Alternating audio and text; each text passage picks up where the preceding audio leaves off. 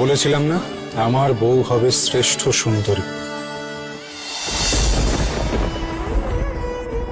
একটা অ্যাক্সিডেন্ট আমার সবকিছু কেড়ে নিয়েছে। বড় বৌমা চলে গেছে বলে তুই কি বাচ্চা ছেড়ে দিলি বাবা? বাচ্চা ছাড়লো কই? মাকে মেরে তো দিব্যি বেঁচে আছে বাবা।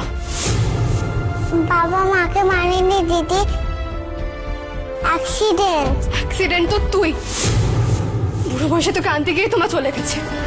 আমার মাকে যখন মেরেছো তখন তোমারও বাঁচার কোনো রাইট নেই বাবা। মরবো মরবো মরবো, সময় হয়ে এসছে আমার। বেনু,